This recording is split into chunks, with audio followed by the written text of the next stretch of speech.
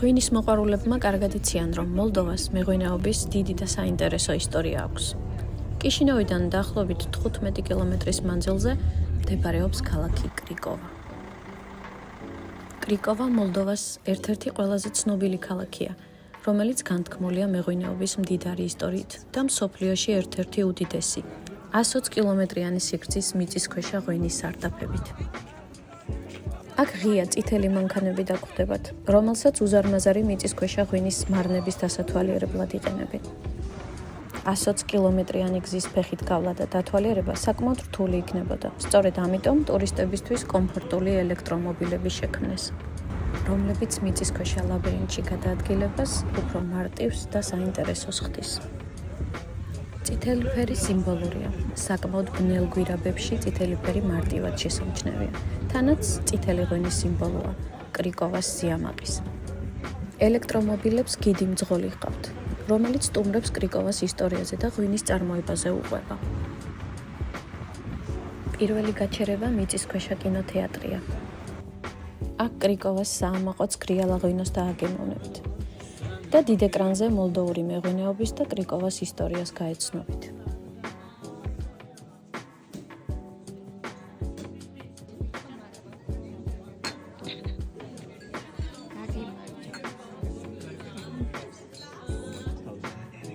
კრიკოვაში საუკუნეების განმავლობაში მოიპოვებდნენ კირქვას, რომელსაც აქტიურად იყენებდნენ მშენებლობებში, უზარმაზარ მიწისქვეშა გვირაბებში.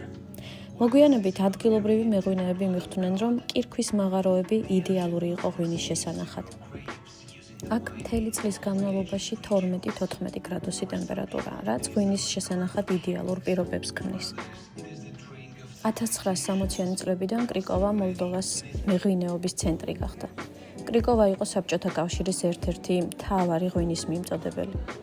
დამოუკიდებლობის შემდეგ კი 1991 წლიდან კრიკოვას ღვინოები უკვე საერთაშორისო ბაზარზე გავიდა და დღეს მრავალი ქვეყნის კოლექციებშია წარმოდგენილი. აქ არა მარტო უზარმაზარ სარდაფებს, არამედ ღვინის ყველაზე დიდ კოლექციასაც ნახავთ. სოფელში მილეშტი მიჩი, საწყობის მარაგი 2 მილიონი ღვინის ბოთლისგან შედგება, რომელთა უმეტესობაც წითელია. აქ არა მხოლოდ მოლდავურ, არამედ უნიკალურ ესპანურ, იტალიურ, ფრანგულ ღვინოებს შეხვდებით, ასევე მრავალი სხვა ქვეყნის მეღვინეობის ნიმუშებს. აქვე ინახება ღვინო ჰერმან გერინგის კოლექციიდან, რომელიც იქ დიდი სამამულო ომის შემდეგ მოხვდა. როგორც ამიხსნეს, მოლდოვური ღვინის უნიკალურობა საქაური კლიმატი და ნიადაგი განაპირობებს. აქ სხვადასხვა ხარისხის და სახეობის ღვინოებია, რომელთა ფასებიც განსხვავებულია. ზოგადად კრიკოვას ღვინის ბოთლების ფასები 10 ევროდან 50 ევრომდე მერყეობს, თუმცა განსაკუთრებული და საკოლექციო ღვინოების ფასები ბევრად მაღალია.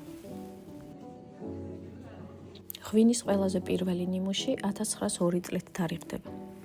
მას საკმაოდ მაცდური სახელი passion, ანუ ნება ქვია და მისი საბაზრო ღირებულება 150,000 ევროს შეადგენს.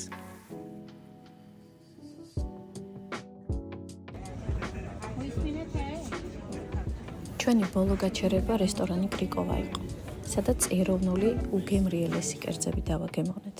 მოლდოველმა მუსიკოსებმა კი ნამდვილი დღესასწაული გვაჩუქეს. მადლობა EU4 Cultures ამ დაუვიწყარი შთაბეჭდილებისთვის და რა თქმა უნდა მოლდოვას. შეხვედრამდე.